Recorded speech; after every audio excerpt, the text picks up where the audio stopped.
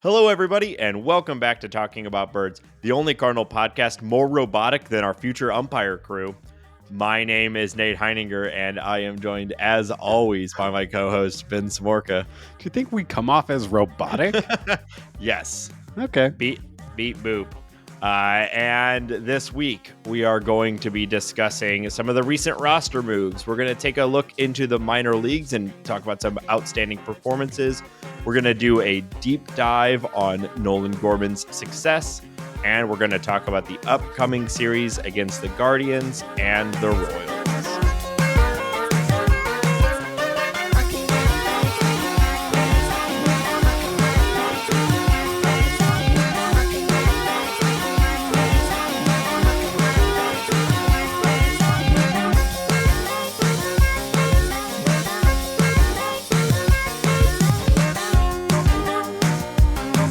If you have an idea for the opening bit, tweet us at Talk About Birds. Hambone, how you feeling today? How's life treating you? It's okay. Yeah. Fine. I'm fine. I have officially signed up our daughter for baseball. She is entering competitive sports. Well, it's not competitive, Yeah.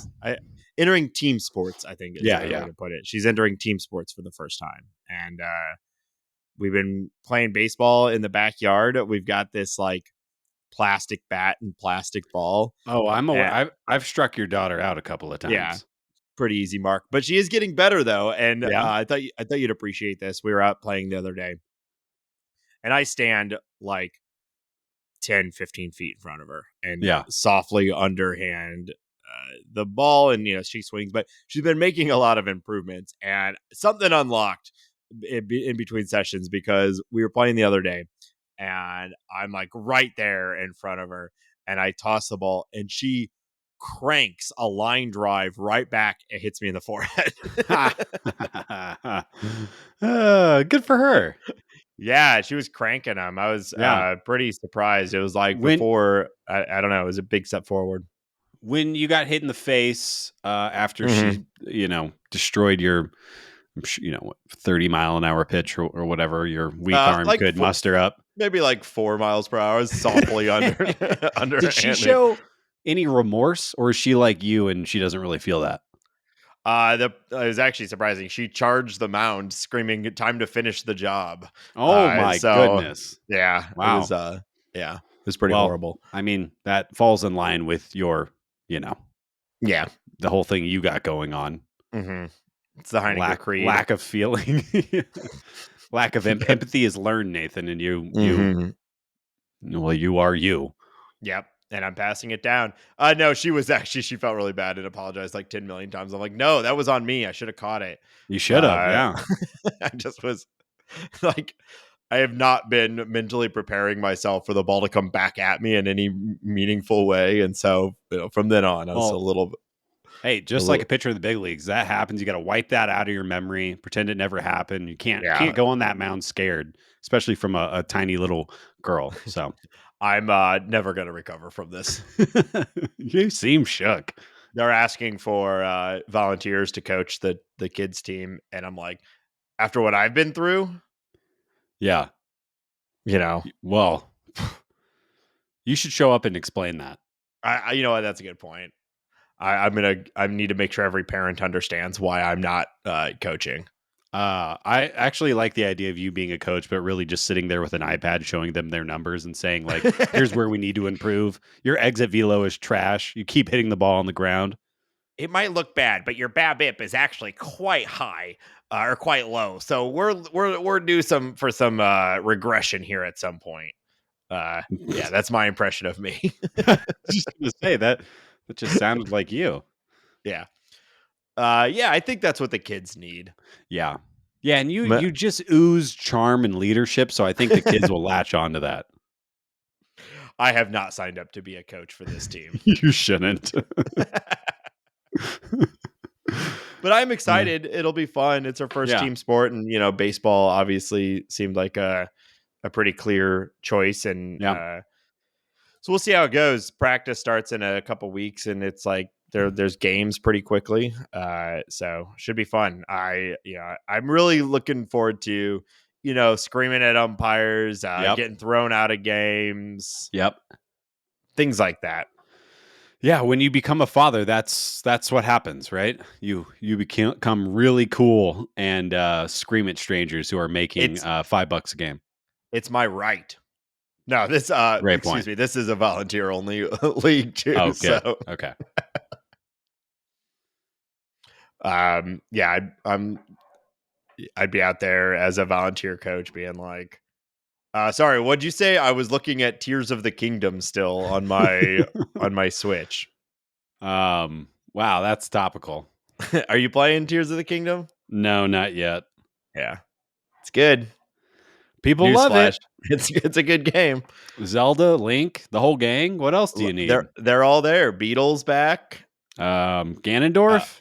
Impa. Who else? We got Sheikah Slates. We got shrines. I mean, it's all there. What more could you want? Wow. No, yeah, not playing it yet. Not really playing anything right now. I have real responsibilities and things that people rely on me for. So I've been focused on that kind of thing recently. I'm sorry to hear that. It's a great game. Oh, it's terrible. I hate it. Yeah. All right, let's talk about baseball. So how do we want to start? Well, there's been a few movements recently, a couple familiar faces that have returned to the team that we've been unexpected but excited about. But first, Ben, again, the Paul DeJong apology tour continues. How are you feeling about Paul DeJong right now after another week of whatever it is that he's doing? So do you want my real response or my jokey response? I have a difficult time discerning between the two most of the time. So why don't you tell me which one you're giving me and then give it? This podcast always knew that Paul DeJong would bounce back. This podcast always knew that he had it in him. We always knew that it wasn't a mental adjustment. It wasn't anything going on. It was he just had to change the way that he stood and subtract a leg kick. And we knew that would be the launch pad to not only revitalize Paul DeJong's career, but to launch him back into the all-star caliber year after year, steadfast solution for the St. Louis Cardinals at shortstop. And here we are. We are witnessing greatness. It only took him a few years, but at 29, he has now tapped himself back into being a top 5, top 10 shortstop in baseball. And I'm just glad that we were able to keep a level head and see, through the storm, what was going to be, here on the other side. So yeah, I think you agree with everything I'm saying, right? We absolutely. Yeah. It was just a matter of time. We've been saying this from the beginning and we've always been right. Right. Never take an L.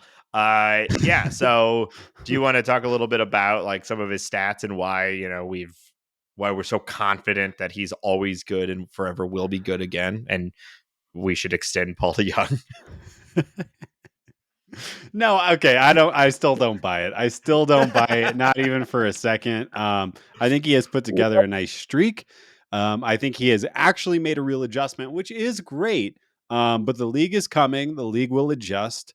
I don't think he's all of a sudden figured out how to be the best baseball player he's ever been in this time. I will say his play at shortstop has been a nice thing to observe. He's steady Eddie there, right? He makes all the plays. You never worry about the throwing accuracy. He kind of has this weird way about it of playing shortstop, least flashy, most efficient way we've ever seen, or really that I can ever remember.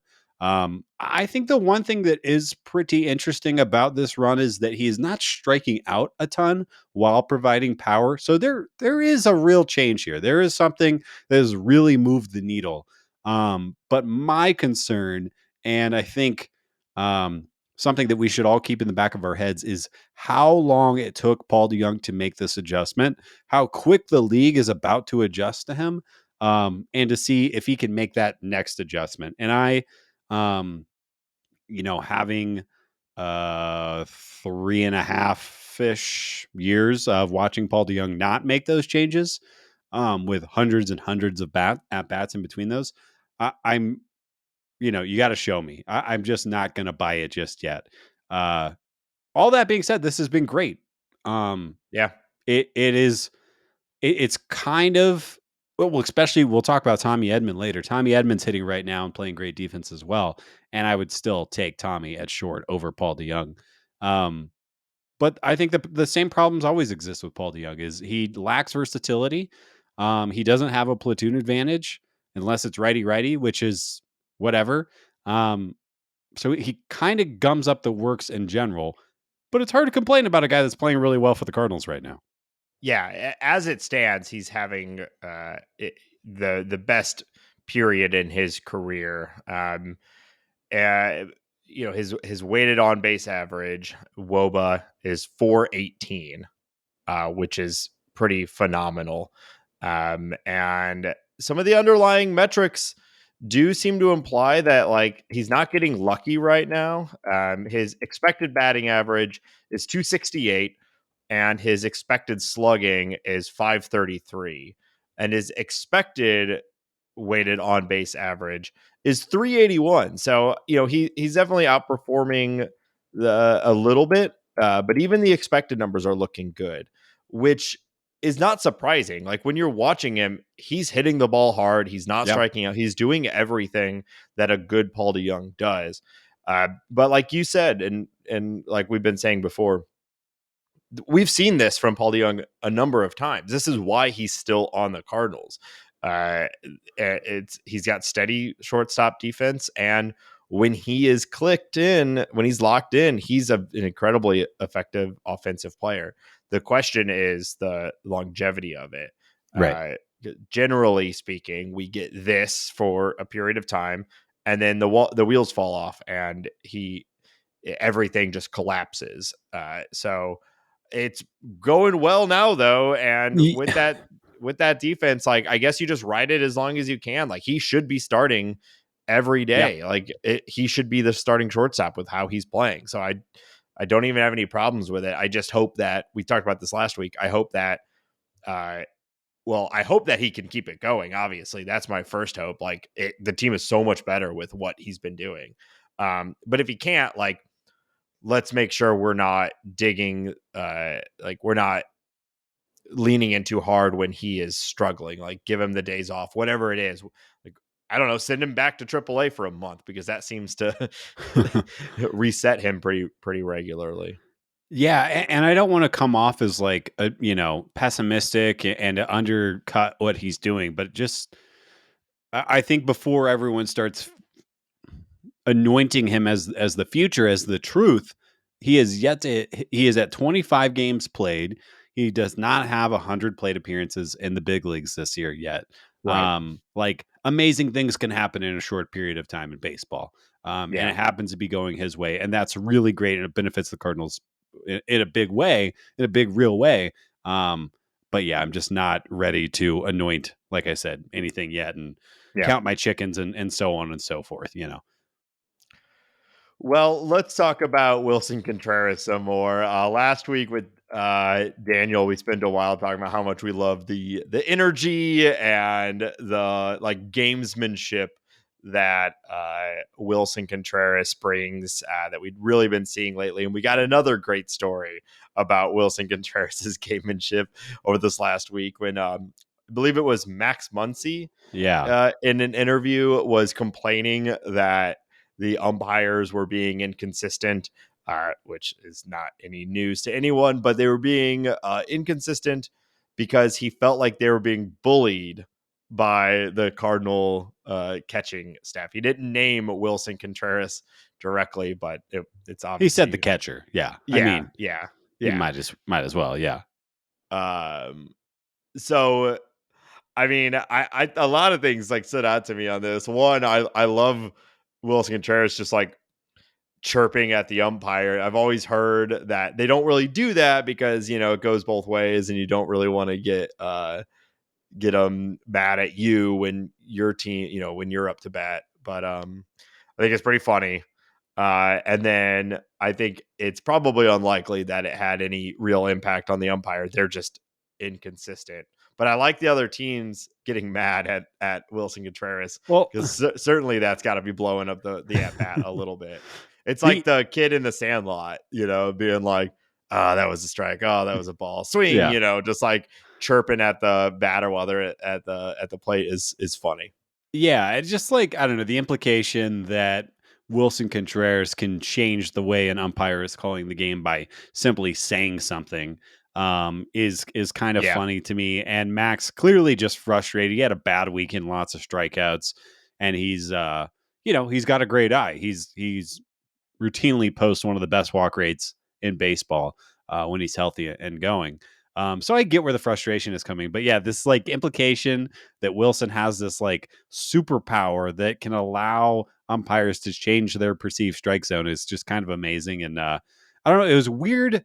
What added to the weirdness of that interview was that Max Muncy was like calm and measured when talking to reporters. It's not like he was about to fly off the handle. He was matter of fact about it. And then drop something insane. So I just, yeah, I don't know. Just wanted yeah. to call that out, and good for Wilson.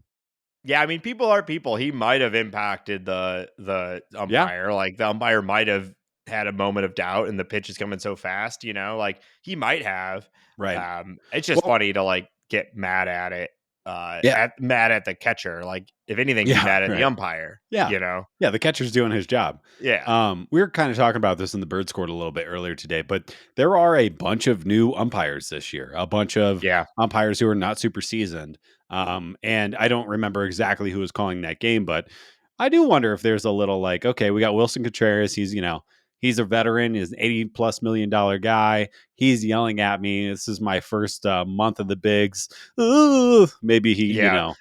he Oh, don't gets a get little. mad at me. Yeah, Yeah. exactly. But anyways, I say, good on Wilson. Fight for your guy, fight for your strike, and get Yeah. Max out of there. It was an Yeah. important call too. I mean, the Cardinals had a great series against the Dodgers. So yeah, sorry. Yeah. Yeah. Which, we always talk like the way we do these episodes, we talk in sort of like broad strokes, but it's worth taking a moment to just say like the Cardinals won 3 of 4 from the Dodgers. Like what a great series that was. Coming in as like the hottest team in baseball, that was huge. Yeah. Yeah.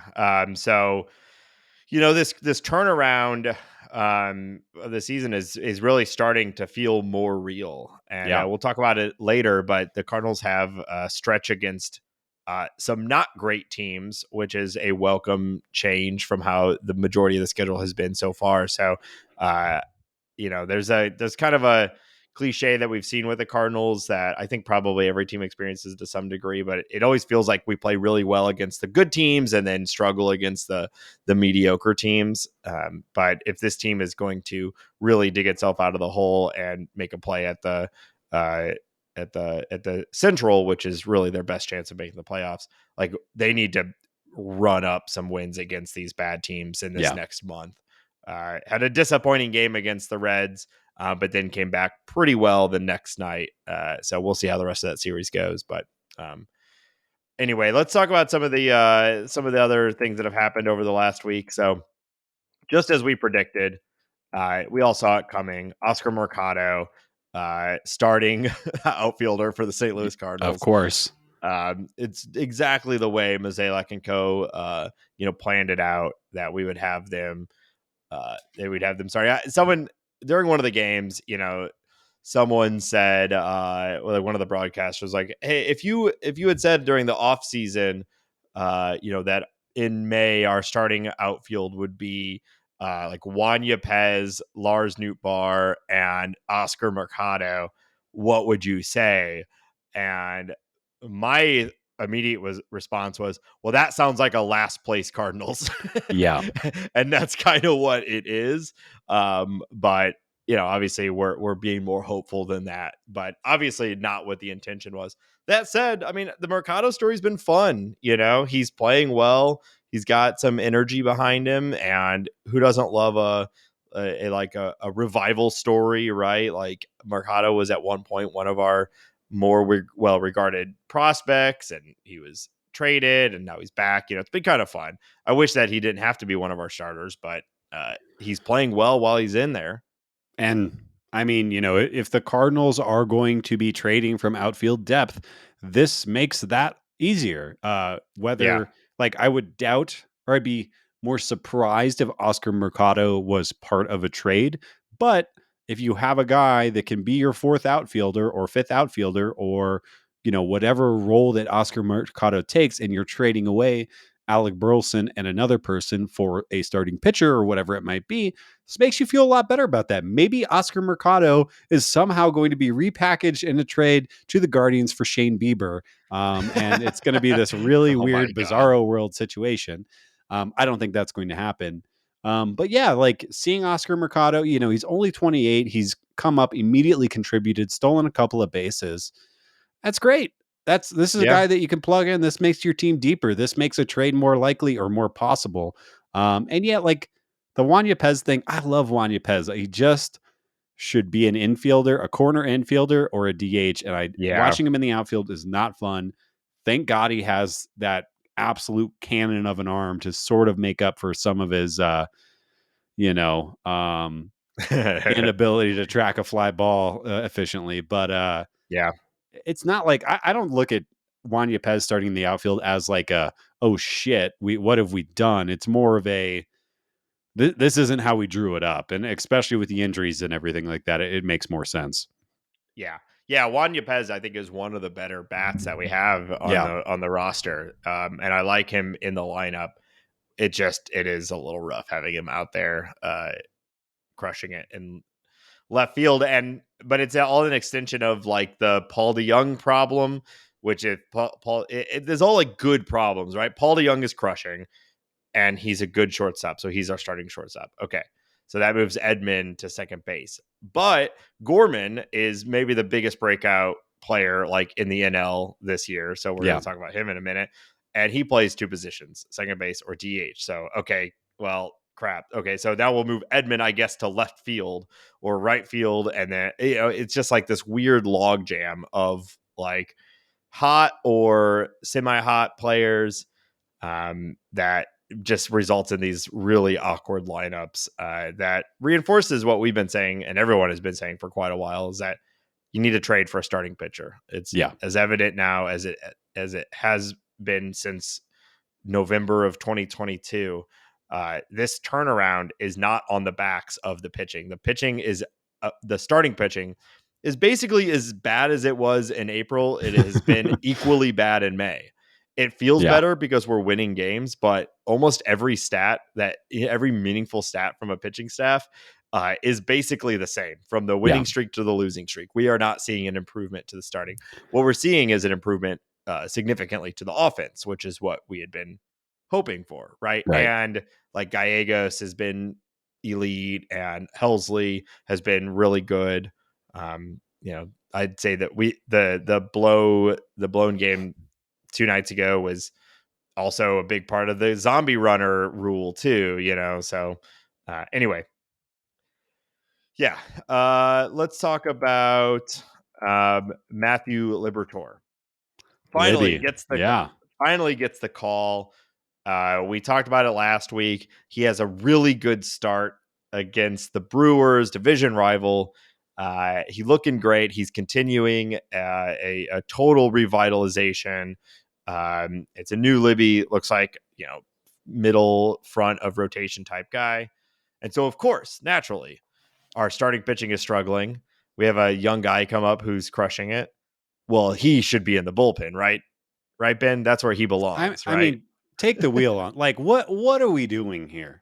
The only way this could possibly make sense is if it is coming from an innings management point of view, and they don't want to use too many of the Liberatore bullets up early in the season, and they want to be able to ride him hard in the second half of the season. He is the maximum he's thrown in his big league career is 124 innings in a single season.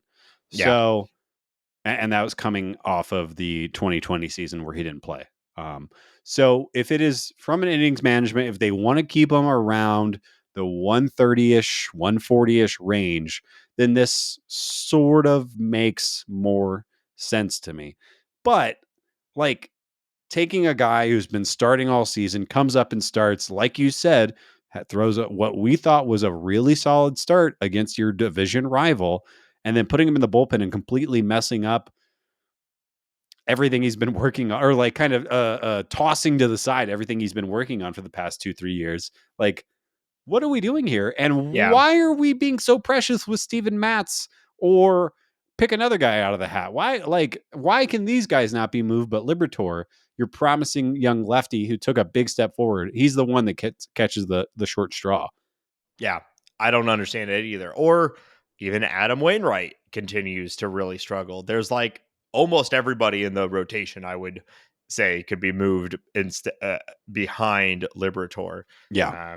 But I understand the Waino thing, but just for an example. Yeah, and it's what we saw last year too. He was called up, brought in as a starter, made a series of confusing bounces between the bullpen and the starting rotation, was never super effective, and then was sent back down. And it's a little narratively, but it feels like that inconsistency and that lack of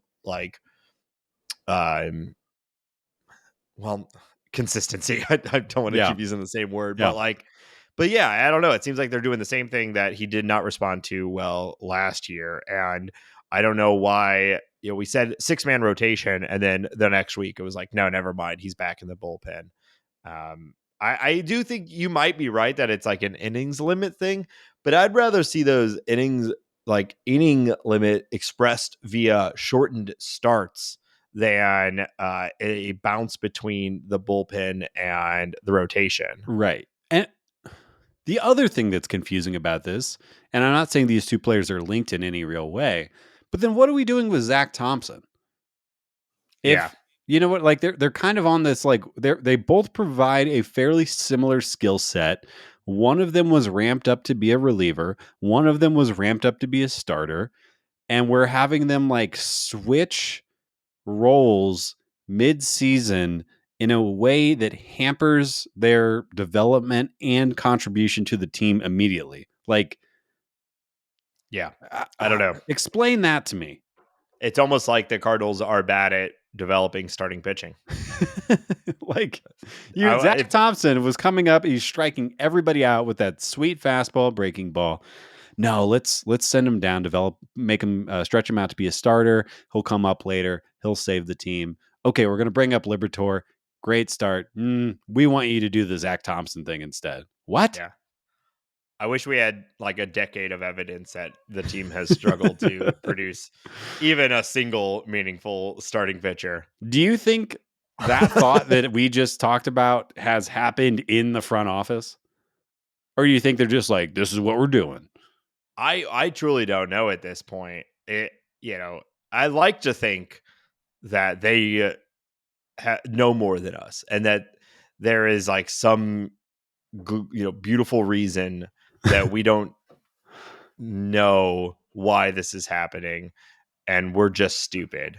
Yeah. But it sure seems like a continuation of a pattern that results in guys never really landing in a single role, maybe being effective out of the bullpen for a little while, and then falling out of Major League Baseball, or being traded to another team and becoming an ace. Yeah. Well, I know that's not what you're suggesting, but if the Cardinals trade away any of their pitching talent to acquire anything, I will be extremely mad about that. Well, let's check in on some injuries. Tyler O'Neill, he faces a setback. It's rough. It's rough out there for Tyler O'Neill. Gets blasted by Mozeliak in an interview also. So if you missed it, he basically said like not getting injured is a skill that some people possess and others don't. Or like it was kind of like not being injured and also playing through some injuries is a thing that some people are capable of doing and others are not, which is a super mixed signal, because there's also been times where players have played through injuries and then they've been blasted by the Cardinals for trying to play through injury. So just continued fantastic messaging from a front office loaded with young talent. Yeah. And I think the problem is like, so what came out recently was there is no structural damage to Tyler O'Neill's back. So that means I think what Mozeliak is trying to say is that like he is feeling discomfort, and obviously enough discomfort to not play baseball, but there's not like a tear There's or a nothing in there. bruising or something like that. So Yeah, he's just so yoked out of his mind that if anything, he's such a densely packed human that if anything isn't exactly right, I'm sure it feels horrible. I do wonder, like, if you put him on a cheeseburger diet for a couple of weeks or something like that, if he would just start to feel better. Because, like, everything needs to loosen up a little bit. You do need some fat on your body. Like, that's people aren't really designed to look like Tyler O'Neill. He obviously works extremely hard. I don't know. It is Tyler Tight I Pants shouldn't be needs giving to, Tyler O'Neill any fitness advice, period. But loosening up maybe on the regimen, it doesn't seem like a bad idea at this point. Yeah, I mean, it is pretty interesting for them to say like there is no structural damage. So like, there's no injury here that is like truly impactful. So it's like, but also again, he's such a keyed up guy. Everything is so precise. Like you could understand why if he's not feeling 100%, he's not able to perform at what he thinks is his level. So then he gets in his own head about it and thinks he needs more time away in order to get back to 100%. Whereas other guys will be like, oh, yeah, sure. I've got 3 fingers dangling by a thread, but I can keep playing. Right. Yeah. I wonder, maybe it's just simply a confidence thing. Maybe he needs to feel 100% to feel confident and therefore perform. And somebody like Nolan Arenado, who's diving on the dirt every single day, is like, yeah, I've played, battered and bruised for years, and I'm still one of the best players in the league, and has that kind of built-in confidence. I don't know. I was just reading an article in The Athletic talking about Paul Goldschmidt getting his confidence from his routine, that he doesn't even take live batting practice anymore because he knows as long as he does his workouts and stability stuff, he'll go hit 20 balls off the tee to loosen up. And that's all he needs. And I think it's different for every guy. And maybe O'Neill needs a little bit more of that Goldie confidence than, whatever is giving him that go feeling right now. I don't know. Obviously, we're speculating wildly about the psychology of somebody who we don't know, but you're trying to find the answer here. And I still believe in Tyler O'Neill, and he just needs to get back out on the field, as long as he's, not in a situation where he can injure himself further. He's got to be out there for the boys. He's got to do it for the boys, and maybe eat a carb now and then. I wonder if Mr. Canada is a good dad. Can you be Mr. Canada and also be a good dad? I don't think you can be Mr. America and be a good dad, but I think you can be Mr. Canada and still be a good dad. I think part of being Mr. America is being a bad dad. I think that's yeah. Yeah, I think so. That's actually a quality of yeah. Yikes. All right, moving on. Dylan Carlson will hopefully be back this week, which is good. Hey, he should be playing when the show releases. Yeah. Yeah. So we're hopeful of that. And then let's talk about some things that are going on in the minors. The minor league season has been going on for quite a while now, so we're starting to get some interesting developments. So Ben, you want to run through some of that? Yeah. I think we could do this quickly. I just kind of wanted to cherry pick some interesting performances that are happening in AAA and AA and just call them out because maybe we'll see these fellas soon. LUKEN Baker has maybe turned a corner. He is just absolutely demolishing in AAA right now. He's got a .315 batting average, 36 walks already, 14 home runs, which I believe, I forgot to look this up, I believe is either first or second in the International League as far as home run totals right now. So he's just hitting out of his mind and giving Jordan Walker big hugs on camera and altogether being solid. So that is exciting. I don't know how and what shape Luke and Baker could take to make the Cardinals team right now, because we kind of have that guy. But I would not be surprised if he gets the call, or again, possible trade bait at some point as Right. he's getting a That's little what bit I was older. thinking. Yeah. Yeah, It's hard to find a spot for anyone right now, let it alone is. like a new name in that mix. Yeah. And maybe he's, you clear out Juan Yepez or somebody like that, and he takes that spot. Who knows how the Yeah. trade all works out.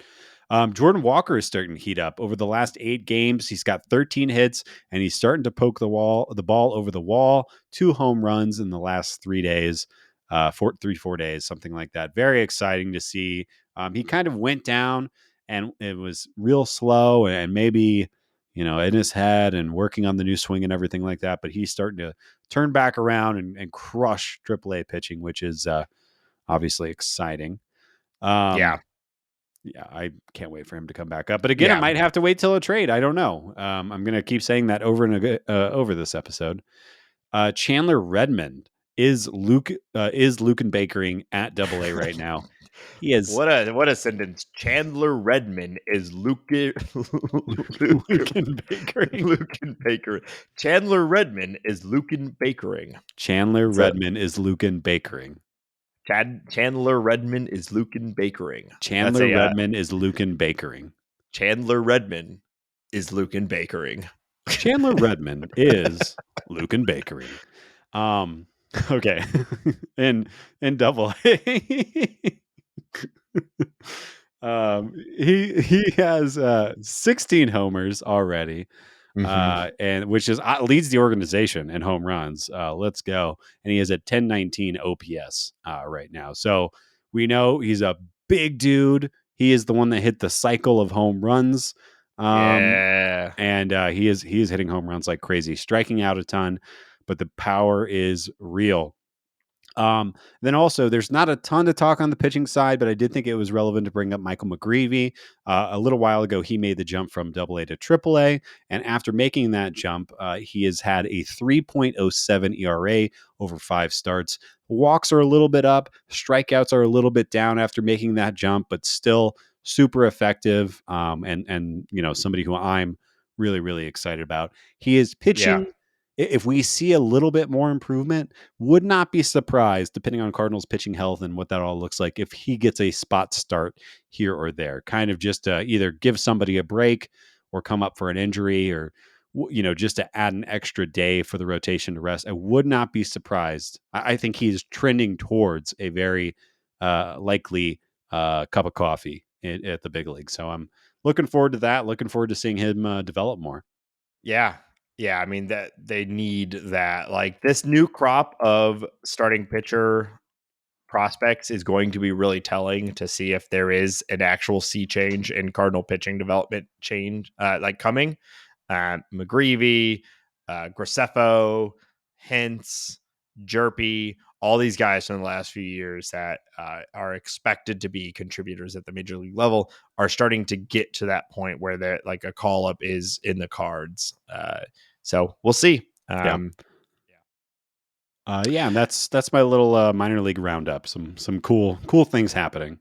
Yeah, the Cardinals still have a good farm system. Yeah. It's a good group. So mostly on the position player side, but Hintz is back and healthy and Yeah. looking dominant still. So there's a fair amount of buzz around him, and I think it's only going to increase. A lot of people are projecting him to be one of the top pitching prospects in baseball by the end of this year, if not already, depending on Yeah. who you talk to. Yeah, he's pitching well in high A right now. He's got 4 starts down there with limited innings because of the injury, but would not be surprised if he gets bumped up to Double A here in the next couple of Yeah. months. So pretty exciting. Cool. Well, speaking of the farm system, one clear win at this point from the Cardinal development. Maybe one of the better wins that we've seen in quite a while is the progression of Nolan Gorman. Wow. This is not news to anyone if you've been following the Cardinals this year. And we've definitely highlighted him. But at this point, especially what he's been doing the last 2 weeks against left-handed hitters, he is looking like a complete package and a true breakout star. So I thought it would be fun About a month ago, we did a little bit of a StatCast deep dive on Nolan Arenado to try to dissect like what the problem was and how like what we were seeing, and that seemed to be well received. So I thought we'd do something the kind of the inverse here and dig in a little bit on what Nolan Gorman is doing differently from last year to really highlight or to really have this breakout. Before I do, Ben, your like quick observation on Nolan Gorman, how you feeling about the breakout? The patience is incredible. I think that's been the biggest takeaway for me is his ability to look for his pitch and his patience in counts where he has 2 strikes has been unbelievable. We've seen it a couple of times where he's been called out looking, but as Goldie might say, it's about the process. The at bats are looking so good, which I think these numbers will probably illustrate to some degree.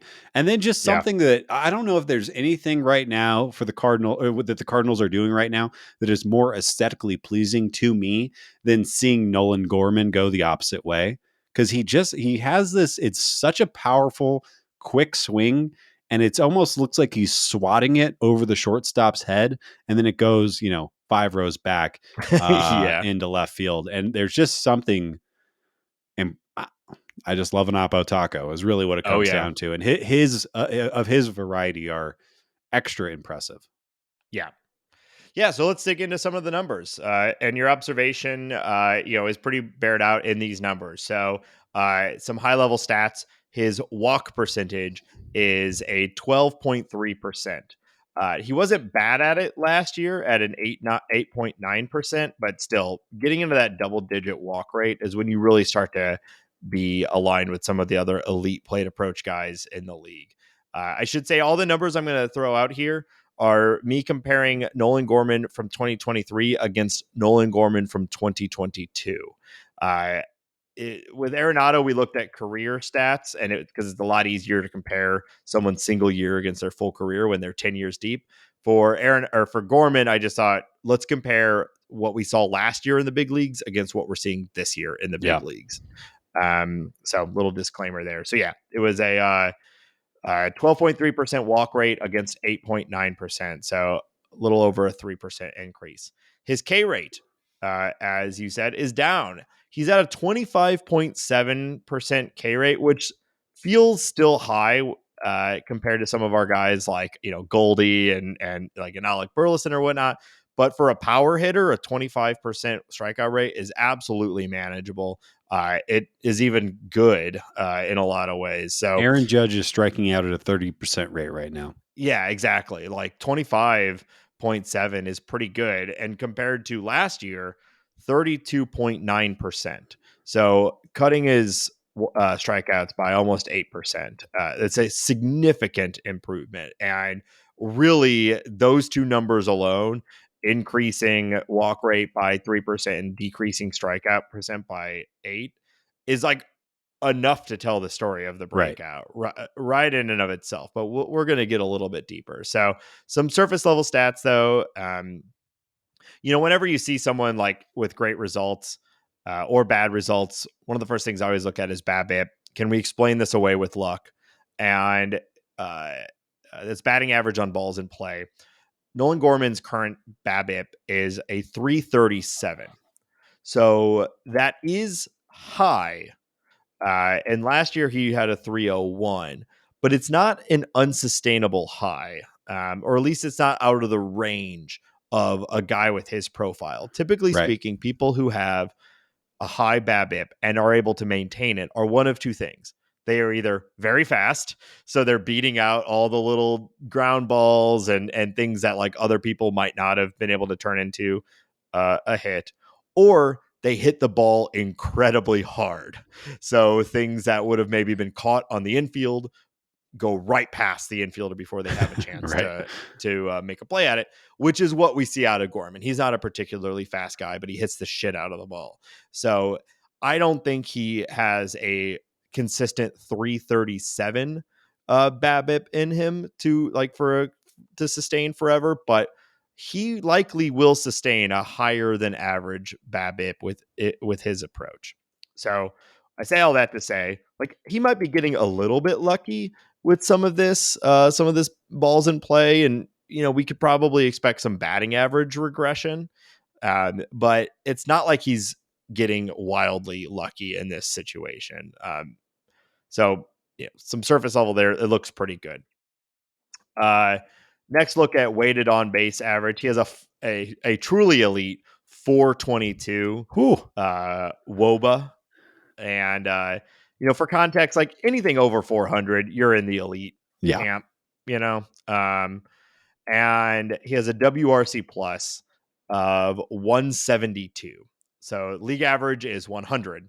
So he's 72% better than league average at offense. And expected WOBA, we're getting deep here. His expected WOBA is a 405. So all of this to say is that this is real. The breakout is real. He's not getting it. He's not getting lucky. It's not cheap. Like, what he's doing at the plate is turning into real results. And by all accounts, it looks real. And as long as he keeps his approach, this is the Nolan Gorman that we can expect. So yeah, and just to add a little extra context to that, that puts him, as far as ex-WOBA is concerned, that puts him above of players like Juan Soto, Kyle Tucker, Bo Bichette, Mike Trout, Shohei Ohtani. I mean, a ton of Jose Ramirez, Mookie Betts, Lourdes Gurriel Jr., Jared Kelenic. How's he on this list? But anyways, very exciting. Well, and he's 23, which is like the crazy thing out of all this. He's so young. So, he will likely have his problems too. This is, we're saying this whole thing is about his approach, and people will go in and out of their approach. But like, the point of these high level stats is to say that this isn't like a fluke. He has brought an approach to the plate, and it's working. And as long as he can maintain it, we should expect some very good results. Getting a little bit deeper, looking at his swing percentages, this really just puts some more definition to what we mean when we say he's being more patient. So his O swing percentage, it's what percent does he swing at pitches outside of the zone? It's at a 26.6%. Last year, he was at a 34.2%. So big increase there on swinging at pitches outside of the zone. That's a huge thing for not striking out. Those are the hardest things to hit, of course, and also drawing walks. That makes sense. Interestingly enough, his zone swing percent. So what are you swinging at? What percent are you swinging at balls inside the zone? Is also lower, but it's at a much higher 73.3%. Whereas last year it was at a 76.7%. And I think that can be, obviously it's a small change, but that can be illustrated by him laying off those high fastballs. Those are in the zone. Those are strikes. But when he doesn't have two strikes, he's just not going to swing at them, which has helped huge. Yeah. So his overall swing percentage is down. So when you combine those two things, he has a 46% swing percentage compared to last year, a 50.8%. So almost a 5% reduction in just total swings. And then you throw in that his contact percentage is up to 71.9% from last year's 68.5. So put those together, he's swinging less, but when he swings, he makes more contact. That sure seems like a good recipe for success. Yeah.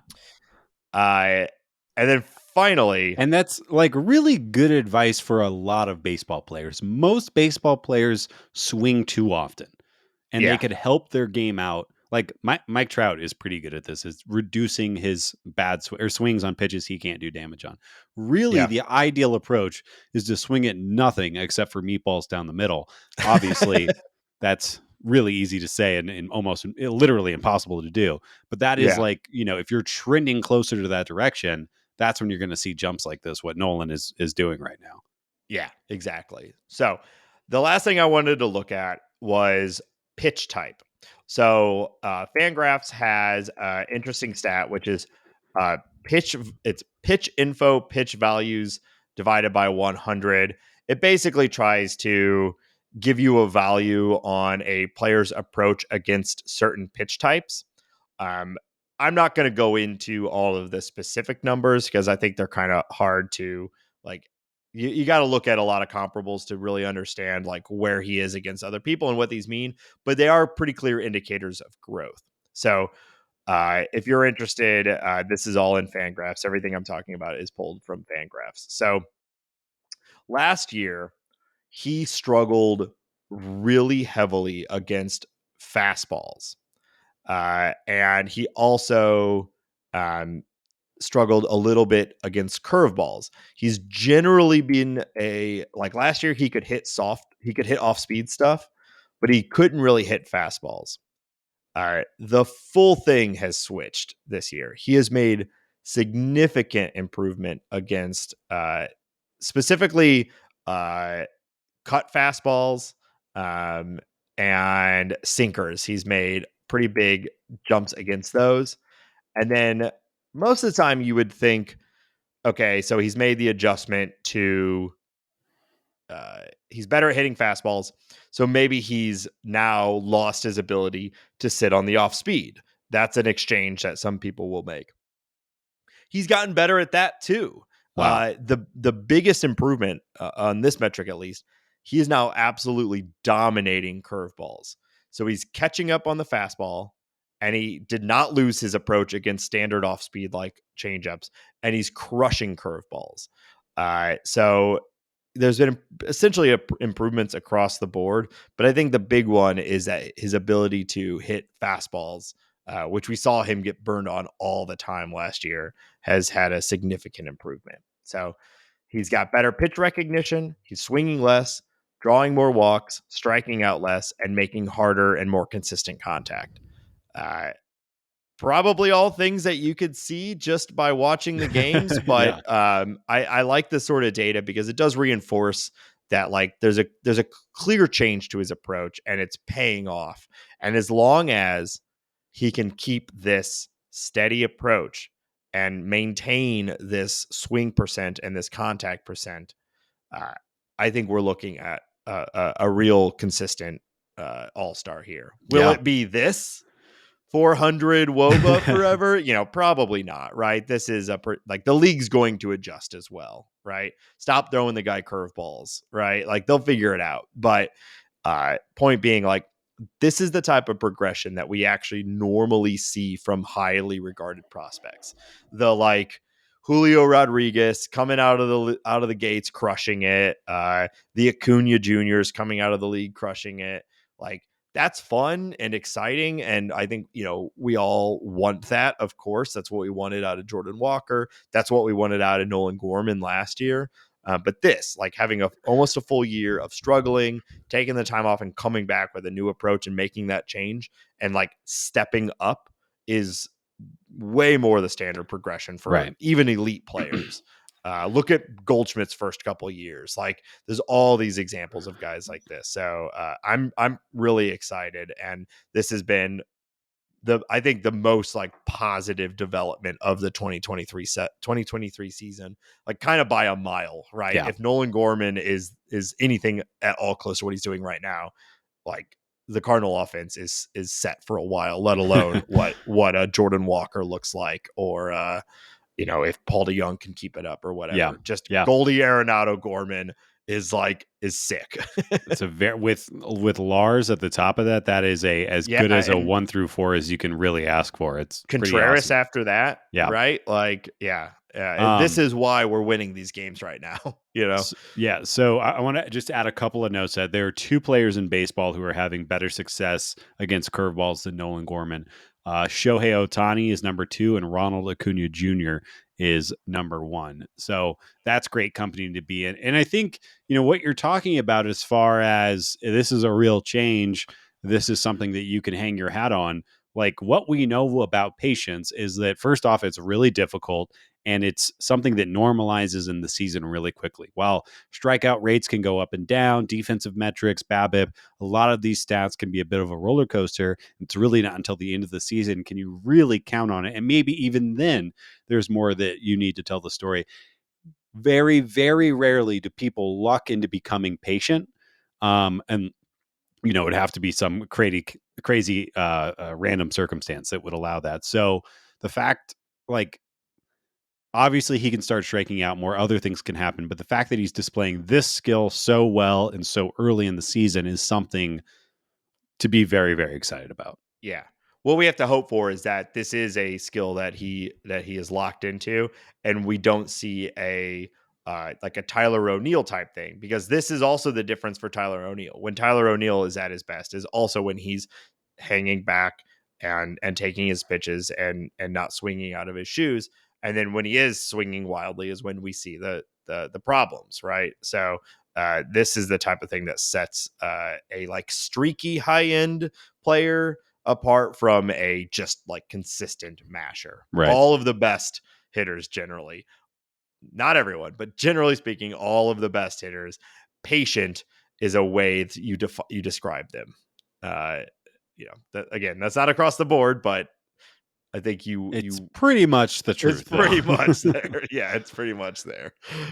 Unless you're like Christopher Morel and you just hit a home run every single day and you don't walk and strike out. But hard to do. It all catches up with everyone. Look at Javi Baez. It catches up with everyone. You want that patience. So yeah, that's that's our sort of deep dive into Nolan Gorman. If you like hearing this depth of numbers, let us know, because I personally enjoy like digging into this sort of stuff, but it can get a little stat heavy sometimes. Nerd. Yeah. All right. Well, we've got more stuff to talk about, but before we do, we want to remind everybody that this show is listener supported. Patreon.com/talkingaboutbirds. If you enjoy the show, have been having a fun time with us throughout the season, and want to support the effort that we put into this show, consider subscribing. Patreon.com/talkingaboutbirds. We have a bunch of different levels with a bunch of silly different things, but every subscriber at any level gets access to the Bird Scored. That's our private Discord server. It's a great place to be, to get away from the noise of social media and spend it with some other Cardinal fans that you actually can talk to directly and have a good time with. So it's a cool crew. We're having a great time in there. Would love to get more of you into that room with us. Again, patreon.com/talkingaboutbirds. To be clear, it's not an actual room. You don't have to share. You come to my house. Space with us. Yeah. Come to my house. I live near the ballpark. You do. If another way to support us is to leave us a review on your favorite podcast platform. It helps. Ben, where else can people find us online? Yeah, make sure to follow us on Twitter @TalkAboutBirds. We're on Instagram @TalkingAboutBirds. You can email us thoughts, questions, musings, production notes, jabs at talkaboutbirds@gmail.com. We are also on Spotify, so if you want to listen to us there when you're listening to music, or put us on a playlist to annoy your friends, please do that. We got a TikTok. Follow us there if you want to see our mouths flap around on video. And if all of that is too much, you can go to talkingaboutbirds.com. Once again, that's talkingaboutbirds.com, talkingaboutbirds.com. Not sure if seeing our lips flap around is the like promo pitch that I would make. Some of these freaks love that. That's a good point. Sick freaks. Want it. Yeah. Yeah, that's one thing I think we all can agree on, is that our listeners, sick freaks. Each and every one of you. Yeah. I'm just getting the heebie-jeebies just thinking about it. We love them, though, don't we, folks? All right. Who is that directed at? I don't know. All right, let's talk about some other cool things that have been happening. Yeah. How about Tommy Two Bags? Hey, Tommy Two Bags. Tommy Three Bags. Tommy Three Bags. That's my guy right there. That's Tommy my Edman. Son. He perpetually underappreciated Tommy Edman. I'll never do that again, Nate. Yeah. He's my guy. See. He's your guy. We're all in on Tommy Two Bags over here. He gets in these modes. We saw it last year. I remember when he first switched over to shortstop and took it over. It's just like every once in a while there'll be a string of games where it feels like Tommy Edman is everywhere. Yes, making every fun play all over the base paths. Like, he just seems to take over a game. And I mean, last year he had over 6 Fangraphs swore he was one of the better players in all of baseball, and that's what guys like that do. but it seems like he enters these like little dormant periods where he's not bad, but he's not necessarily blowing things up, and then all of a sudden he's just everywhere, and that's definitely what it's been the last week or so. Yeah. Over the last 2 weeks, he's put up a WRC plus of 125. Again, we were just talking about that stat. That's huge with his defensive versatility. 6 stolen bases, and he has put up more than one Fangraphs WAR over the past 2 weeks. That is how hot Tommy Edman has been. Another thing that's really interesting is that he has been toying around with his switch hitting, and really, essentially, if he is facing a right-handed pitcher that has reverse splits, meaning that pitcher allows a little more power or average or whatever it might be from right-handed pitchers, he's not going to the left-hand side of the box, which I think is extremely smart, especially if one swing is going better than the other one, which is typically true because he is hitting left-handed pitchers, obviously from the right side. 978 OPS on the season right now compared to right-handed pitchers, a 751. So it's a little too early in this experiment to really talk about it intelligently, to really say too much. But really, really quick, it's only 11 at bats. He's got a 364 batting average when he's righty on righty. So that's pretty interesting. I do wonder if your swing is just going that well from that side of the plate, maybe you just ditch switch hitting and you just become that guy. Cedric Mullins has done this. Other players have done this. It's not an insane thing, but I think it's something interesting to watch. And I mean, really, it just speaks to his insane athleticism that he can, make these kind of adjustments, from at bat to at bat and do everything else he's doing. Switch hitting is such an insanely underrated feat of skill. Like whether you're even a consistently successful at it, the fact that so many athletes are spending their entire lives dedicated to hitting well from one side only, that you can just flip around and be even moderately successful from the other side is truly incredible. I can't do it in my backyard with nobody looking at me. I don't understand. I've, tried just taking a left-handed swing just to screw around. I don't understand. I mean, obviously I'm a big dumb blob, and Tommy Edman's a freak athlete. How could anyone? Yeah. Anyways, but no, but I know what you mean. It's if I pick up anything with my left hand to do anything, I feel might as well cut it off. I'm so ineffective with my left arm. I don't even type with my left hand anymore. I type like I always have. Single index finger pointed down, wrist straight up in the air. Yep. Each letter at a time. Hunt, peck. Like God intended. What? Praise be. Paul Goldschmidt has been, so what I have written here is called Paul Goldschmidt has been boringly dominant. I think that we're almost at the point where we're underappreciating how ridiculously good Paul Goldschmidt is. He is, so okay, 50 games in, we're at 49 games right now. By the time this episode comes out, we'll be at 50 games. Goldie is already putting together another MVP type season. He is, I think, about to close the door on the Hall of Fame conversation. He's got a higher walk rate than this year, identical this year compared to last year, near identical power numbers. It's still cold. The weather hasn't even really heated up yet. And I just think that this needed to be called out. Paul Goldschmidt he's 35 years old and he just has not missed a beat. If anything, he's gotten better somehow. Just absolutely unbelievable. Not to mention the offensive environment that exists in Arizona as compared to the offensive environment in St. Louis. Yeah. It's could not be more different. Unless he was coming from Coors to Kansas City. I think that that is the kind of change that we're talking about. And I don't know. I don't have anything rational to say other than we just need to take a beat and recognize how awesome Goldie can be. Yeah, it's incredible. He's essentially repeating his 2022, which resulted in an MVP award. It's too early to start discussions on MVP, and you've got some crazy performances coming from an Acuna Jr. and whatnot. But Goldie is doing what he did last year, and he typically gets better in the summer. So we should be up for a fun summer. I wonder if his walk rate is up too, though, because Arenado was so bad. People felt like they could maybe skip him a little bit more, but I don't know. Who knows? He has already matched his stolen base total from last year with 7. Obviously, we're just having more stolen bases in baseball this year. But yeah, I don't know. He's just incredible. So I was reading, and maybe I'll post it if you have an Athletic membership. There's an article about him last year that I didn't see last year, but caught up on this week.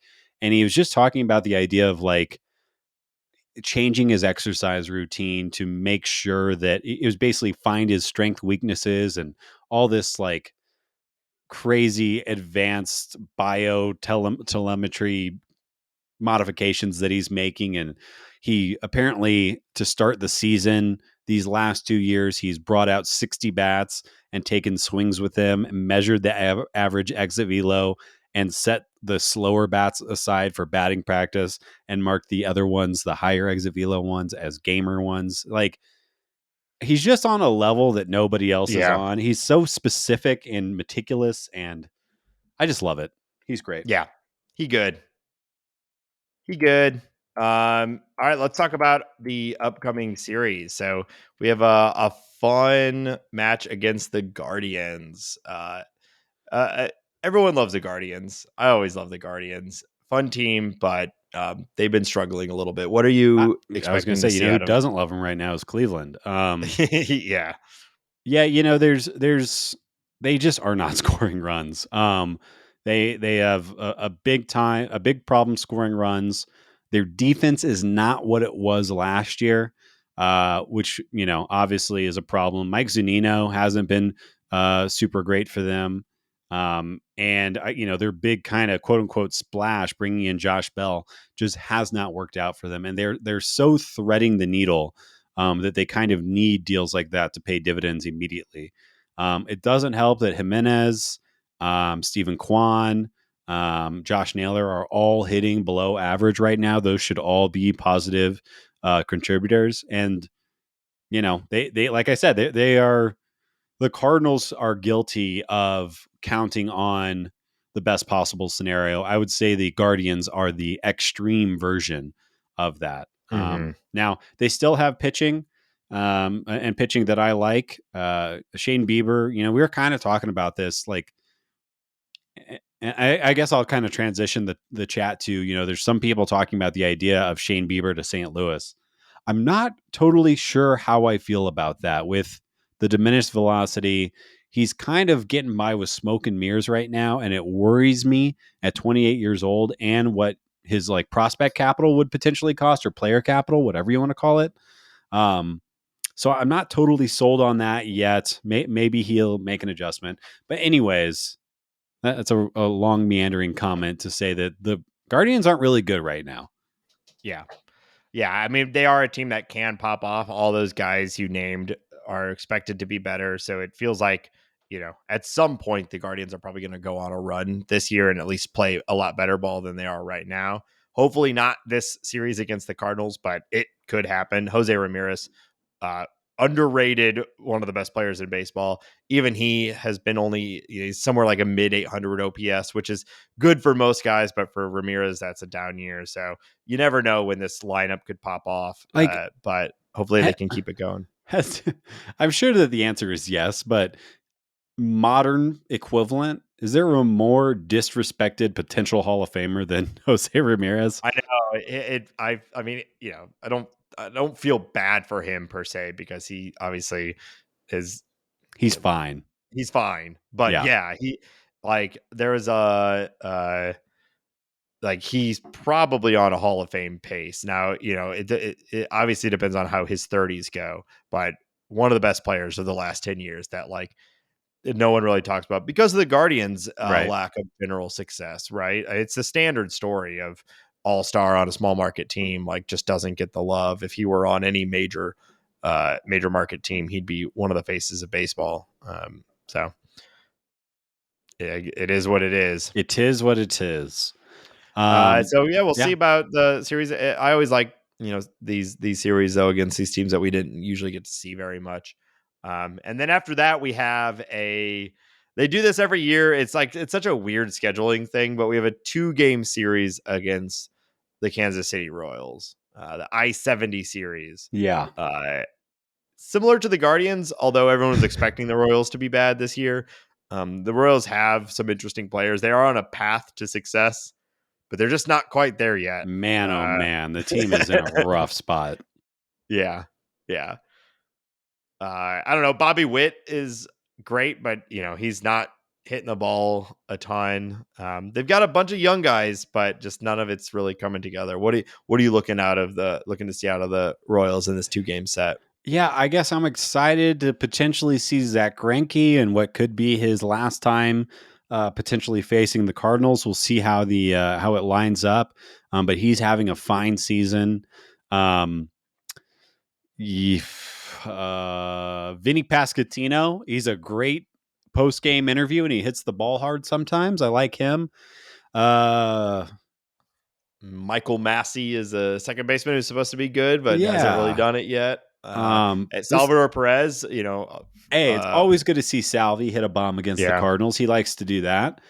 Mm-hmm. But man, this team is rough right now. Yeah, I think you said it, Paul. Bobby Witt, he, even when he's not hitting, he is that type of dynamic, exciting player that can steal a base, make a great play. He might have the best arm of any shortstop in baseball right now. I don't know if the numbers back that up, but eyeball test is that is true. They just DFA'd Hunter Dozier, which I think makes sense. MJ Melendez is kind of a fun player. I just like a guy that can play the outfield and catch. And he's got a cannon arm, but that's a skill set that's really exciting. We might see Aroldis Chapman. Boo. Yeah. So these are 5 games that the Cardinals should do well in. Right. 3 against the Guardians and 2 against the Royals, as well as a couple extra days of rest. Like, this should be a good week for the Cardinals. And most of the series over the next month are like this, especially, we're running through a lot of the AL Central, which is bad. Somehow worse than the NL Central. So. I know, it's wild, but they are the AL Central is somehow worse. Let's see, the AL Central, it's only the Twins have a positive run differential right now. And it's not, what is it? It can't even be that high right now. Not that the Cardinals have. Oh no, it's pretty good. 223 versus 184. That's pretty good actually. Yeah, that's pretty good. Yeah. The Twins, well, not that the Cardinals are playing the Twins, but Twins offense is interesting. And man, that Joe Ryan, he sure can pitch. Wow. Yeah. It's my analysis on the Twins. Yep. So let's move on to some league news. What do you got for us? The Cubbies designate Eric Hosmer for assignment. He gone. In a move that's only disappointing because the more at-bats Eric Hosmer soaks up from the Cubs, the happier I am. But looks like they'll likely hand that job over to full-time to Trey. Oh my God, I'm forgetting his name. Trey Mancini will likely be the everyday first baseman there, and the Cubs move on. It makes sense. But this is kind of what the Cubs were doing, right? They got some guys hoping they could click, possibly trade at the deadline. I know the Cubs think that they have a fighting chance right now, but I just don't. So there that is. The Astros have finally been able to activate Jose Altuve. If you remember, his thumb was broken, or his hand was broken by the Daniel Bard in the WBC by like a 98 mile an hour fastball. Astros drive me crazy, but baseball is better when Jose Altuve is back. So good for them. They'll, I'm sure, start to roll even more. Yordan Alvarez is going off right now, and I'm sure this will only speed them up. So here come those Astros playing. Tell you what, really good baseball. Good. Yeah, he is. Yeah. The Yankees have finally decided to DFA Aaron Hicks. I'll just say, well, the deal makes sense. They should have done this, right? But I did not see it going this way. But this just tells you, like, injuries and age can really derail someone's career. I mean, this is a guy that was playing a Gold Glove center field, maybe the best outfield arm in baseball, and popping 20 home runs a season. And he is now, the Yankees are paying him $10 million a year to not be a Yankee. So just wild. It feels very Cardinals to me, frankly, to have, it's like, a highly touted outfield prospect that starts to show glimmers of true breakout, and then just basically struggles with the team for 3 years and then eventually gets cut. But yeah, it makes sense. This was the right thing to do, but it is disappointing. He looked like he was going to be a real star. Not that we're rooting for the Yankees, but you just like to see breakout players, and he looked like a really fun player. And toolsy guys are fun to watch. And then all those tools are sapped away, and here you are. You're getting paid $10 million to go home. I mean, how many? What a common story. All your tools are sapped away, and you're just stuck being paid $10 million a year to do nothing. Yeah, I wish I could pay you $10 million to never talk to me again, you dumbass. Oh, dude, I like 99 less of that, and I would take that deal. Really? So if I win the lottery and I give you $1 million, you would agree to never talk to me again? Yeah, I think so. Okay. All right. That's just good to know. Good information to have. Frankly, it could be lower than that. Yeah. 50. Buy me take me to Wendy's. Get you a fry and a Frosty. Bye. Yeah. Bye. The story that isn't a story. The city of Oakland is now claiming they are close to completing an offer to build a new stadium. There are conflicting reports coming out of Las Vegas. John Fisher, the idiot owner of the A's, is asking for more and more money from the people of Las Vegas. And I think that I'm going to now take a stand. I wanted to bring this up and say that I'm not going to talk about this story anymore. And I'm not going to buy anything that John Fisher or the A's or Las Vegas or Oakland says until there is a shovel in the ground on a new site that is not the Coliseum. But as this is unfolded, it seems more and more like John Fisher, the parasite billionaire, is just playing cities against each other. And then obviously toying with the emotions of the Oakland faithful, who are, we've said it multiple times, a great fan base who doesn't deserve this bullshit. Yeah, they're following the Stan Kroenke method. Get the cities to battle against each other and offer horrible things that make their taxpayers pay for shit, and they eventually get to pick the best deal out of the two, and it sucks. It's disingenuous, and I think bad for the sport. I mean, a team in Vegas, okay, there's already expansion being talked about. Like, Oakland can sustain a team if it's good and has a well-funded stadium, which their billionaire owner can absolutely pay for. So, yeah, it's very frustrating. Yeah, and what's crazy to me is that the other MLB owners are fine with this. And by that, I mean this situation very specifically, because what this means, if John Fisher does move the A's, it means that the Giants get all of Northern California to themselves. And then you have the other teams in Southern California kind of fighting each other for their market share. So you're gifting that. You're also taking away the potential expansion fee for a team in Las Vegas, which I think Rob Manfred said that's $1.5 billion, some crazy amount of money that I can't remember off the top of my head. Huge number that goes to the owners and is split evenly among the other teams. And you would think that Las Vegas would be a city to make that happen, and some new owner would come and do that also. I get it, not to mention the fact, of the third part of this is that the other owners are essentially subsidizing the income for the A's with the profit sharing that goes on in MLB with his team running out such a embarrassing roster at an embarrassing price right now. So I'm shocked. And maybe something's happening behind closed doors and these weirdos are all keeping it to themselves, but I'm shocked that the owners are okay with Fisher kind of playing this game around them. Yeah, I assume it's some, capitalist endeavor that it's going to result in like a plus 0.1% revenue gain over that decision. And, they're all in their, at the winter meetings, all in their robes, holding the orb, deciding what city should have teams and who shouldn't. Yeah. Before they consume a live goat. Yeah. It's standard. Well, how do you answer a question like that without consuming a live goat? Answer me that, Nathan. Yeah. You need its wisdom.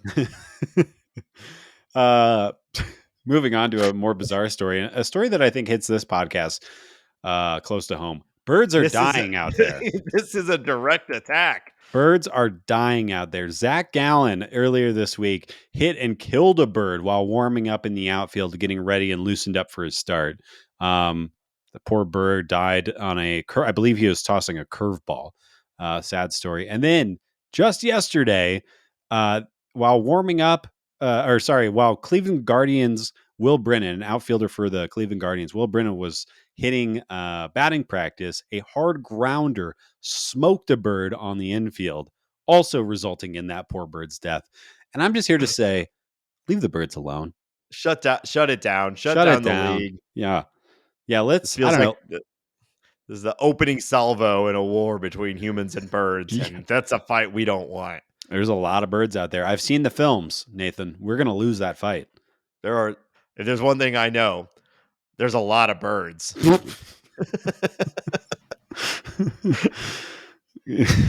Yeah, there are.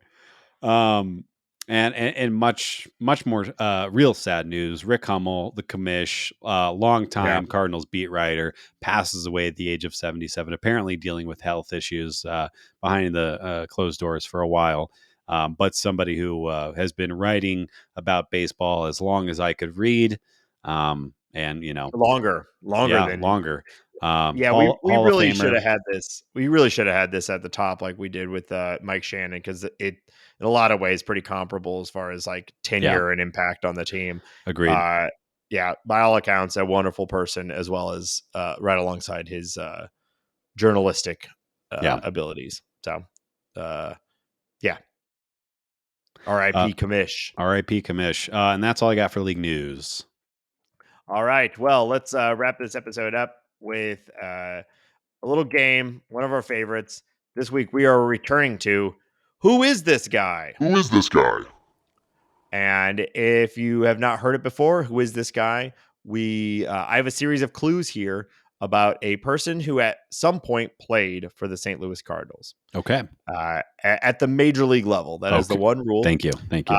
I will be reading facts about this person to Ben, starting very, very vague and getting increasingly more specific. After each fact, Ben has to guess, and we basically see how many facts we get through before Ben has correctly or does not correctly identify the player. Ben, are you ready? Yes, I am. Okay. Are you ready, Nate? You're doing your face squinch as you look for the right tab.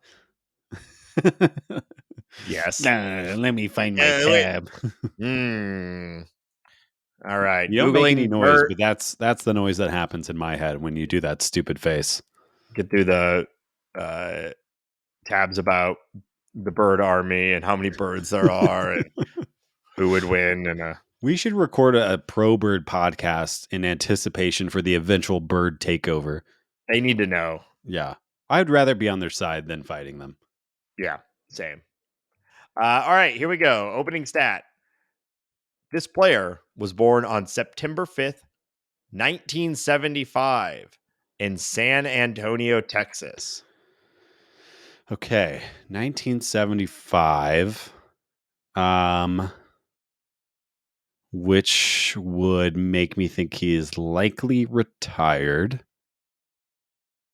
At this point, actually, he has to be retired, or it's like Rich Hill or something. Who is? But yeah, he has played for the Cardinals, but not in a major league game. He was in the minor leagues. Anyways, okay, San Antonio, 1975.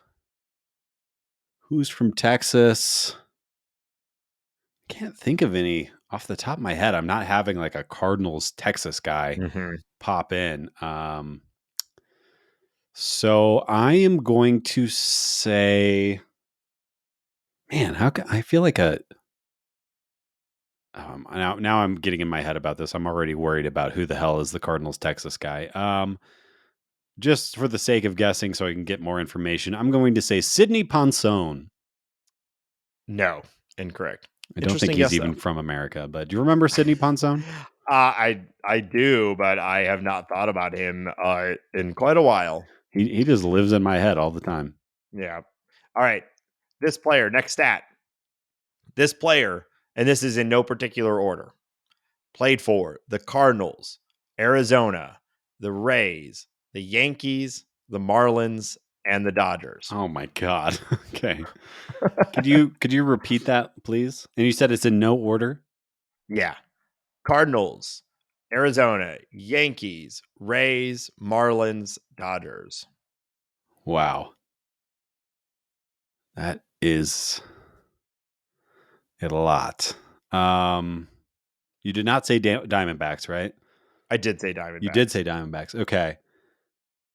I don't think that this is right because I cannot remember all of his teams. But I'm thinking of the age, the Diamondbacks, and I think like the Dodgers. I want to say Dan Herron. That is incorrect. Okay. Yeah, that's a good guess, though. Did Dan Herron? He definitely played for the Marlins. Did he ever play for the Rays? That's what I could not put together if he was on the Rays or not. He was bouncing around there. Yeah. It's a good guess. It is not Dan Herron, though. Okay. Oh, and you didn't say Oakland. So that's I did not say that wasn't that great of a guess. Yeah. Also, he's from California. So, wow, terrible. Wow, anyways, never mind. Bad guess. Yeah. Okay. In the year 2012, the year before he joined the Cardinals, he led the league in games played at the pitcher position at 80. He also led the AL in 2010 with 85 appearances as a pitcher. Okay. My era might be off, but I want to say Randy Choate. You got it, Randy Choate. Let's go. Loogie. Okay. Yep. So they don't make them like that anymore. Well, so here I'll read you my next two stats, and I'll kind of go into my decision making here. But here was the next stat. If you didn't get it, retired in 2015, and it's a good thing he did because the 2020 minimum batter rule essentially rendered his position obsolete. So that would have pointed you directly at Loogie if you hadn't, gotten it. And then my final stat was he may not be the Loogie GOAT, but his name at least rhymes with it. Oh, that's good.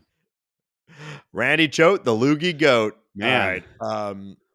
Yeah, so I was looking back at like the 2015 team. I saw a little like MLB.com or maybe his ESPN thing that was trying to say like the best teams of the since 2020, so the best teams of the 21st century, right? And they're clearly like when you're looking that high level across that amount of time, they were only looking at like World Series champions that also had an amazing season, which you would expect that to be. But it did make me think like what were some of the better Cardinal teams of the last like of that era. Right. And I was thinking about the 2015 team, which bounced out of the playoffs first round. So they're never going to get looked at like that, but they did win 100 games. And it's like, we hadn't seen that from the Cardinals until early 2000s. And so they're like one of the best teams that the Cardinals had of the last 20 years, even though the playoff success was not there at all. And I was looking through that roster, just trying to remember it and think through it. And it's like, oh yeah, Randy Choate was a big part of the 2013, 2014, and 2015 run. He was like all over the place. So kind of the peak Loogie moment in baseball. Every team had a Loogie. More games played than innings pitched. So yeah, there you go. Nice work, Ben. Randy Choate. I'm kind of surprised you got it that quick. But nice work. Hey, I'm smart. Sam Tuivailala was on that team. Mm-hmm. Yeah, there's a lot of blasts from the past. Seth Manis, I was thinking about Kevin Segras the other day. I thought he was going to be.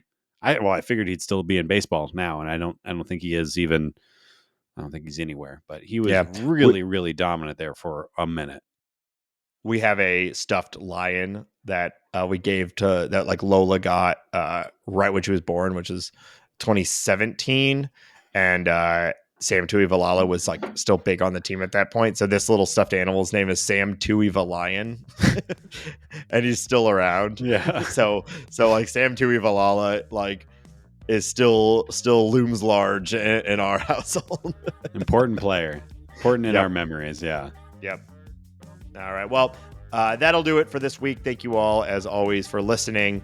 Again, patreon.com/talkingaboutbirds. Tell your friends, tell your moms, tell your dads, tell your grandparents, tell your dogs. We will be back next week, as always, after hopefully another good week of Cardinal baseball as they continue their climb out of the basement of the NL. And until next week, when we're back, go Cardinals. Chandler Redmond is LUKEN Bakery. Chandler Redmond is LUKEN Bakery. Chandler Redmond is LUKEN Bakery. Chandler Redmond.